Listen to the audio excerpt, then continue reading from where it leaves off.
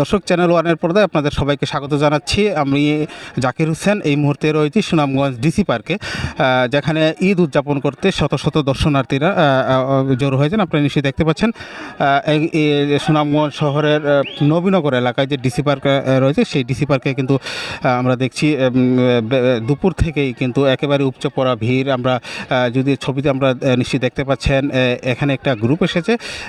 সবাই কিন্তু এখানে 67 জন রয়েছে। এখানে সবাই একই কালারের পোশাক তারা পরিধান করে এসেছেন। তো আসলে এখানে তাদের সাথে আমরা কথা বলেছি। তারা যেমনটা জানিয়েছেন, তারা আসলে এক সাথেই তারা মিলিত হয়ে এই পোশাক পরে তারা কিন্তু ঈদ উদযাপন করছেন।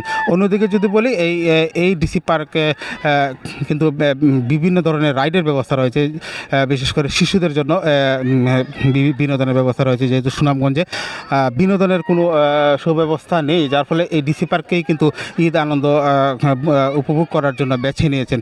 এছাড়াও আরও বেশ কয়েকটি দর্শনীয় স্থান রয়েছে, সেসব স্থানেও কিন্তু ঈদ উপলক্ষে ঈদের দ্বিতীয় দিনে দর্শনার্থীদের উপচে পড়া ভিড় আমরা দেখতে পাচ্ছি। আপনাদেরকে একটা বিষয় আমি জানিয়ে রাখি, সুনামগঞ্জ যেহেতু পর্যটন অধ্যুষিত এলাকা, অর্থাৎ তাহিরপুর কেন্দ্রিক যে পর্যটন এলাকা রয়েছে, শিমুলবাগান, নীলাদ্রি লেক, লাকমাচড়া, বারেকের টিলা, এইসব দর্শনীয় স্থানেও কিন্তু আমরা যেমনটা জানি, ঈদের 2 দিন পর থেকে কিন্তু ছুটি কাটাতে দেশের বিভিন্ন প্রান্ত থেকে পর্যটকরা আসতে শুরু করে।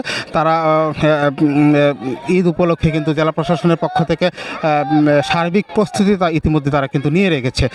পর্যটক যাতে কোনো ধরনের কোনো নিরাপত্তা ঘাটতি না হয়, সেই জন্য পুলিশ প্রশাসনের পক্ষ থেকেও কিন্তু আমরা দেখেছি তারা ব্যাপক প্রস্তুতি নিয়েছে, এমনটাই আমরা জেনেছি। জেলা প্রশাসক ডক্টর মোহাম্মদ ইলিয়াস মিয়ার সাথে আমরা কথা বলেছিলাম। তিনি আমাদেরকে জানিয়েছেন, যেহেতু সুনামগঞ্জে ঈদের 2 দিন পর অর্থাৎ ছুটি কাটাতে পর্যটন অধ্যুষিত এলাকাগুলোতে পর্যটকরা আসে এবং সীমান্ত ঘেঁষা এলাকাতে আসে, সেই সব এলাকায় নিরাপত্তার জন্য সকল ধরনের প্রস্তুতি ইতিমধ্যে সম্পন্ন করা হয়েছে। এবং যেহেতু সীমান্তবর্তী এলাকায় পর্যটন স্পটগুলো রয়েছে সুনামগঞ্জের, সেই সব সীমান্তবর্তী এলাকায় কিন্তু বিজিবির পক্ষ থেকেও নিরাপত্তা ব্যবস্থা জোরদার করা হয়েছে। তো সার্বিকভাবে আমরা এখন যে অবস্থা আপনারা নিশ্চয়ই দেখতে পাচ্ছেন, একেবারে শিশু থেকে শুরু করে সকল বয়সের মানুষ কিন্তু এখানে এসেছে। এখানে তারা বিভিন্ন ধরনের রাইড উপভোগ করছে।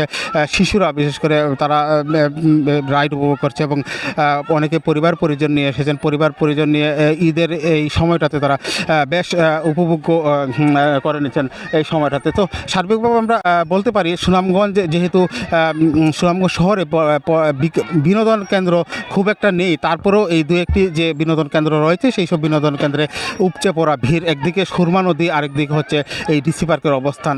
সব মিলিয়ে আসলে প্রকৃতির এক অপরূপ সৌন্দর্য এখানে বলা যায়। তো সার্বিকভাবে আমরা বলতে পারি, আগামীকালকে থেকে যে সুনামগঞ্জের যে আরও যে পর্যটন এলাকা রয়েছে, সেই সব এলাকায় পর্যটকরা আরও বেশি সমাগম হবে। তো এই ছিল সুনামগঞ্জ থেকে ঈদ আনন্দ উৎসবের সর্বশেষ খবরাখবর।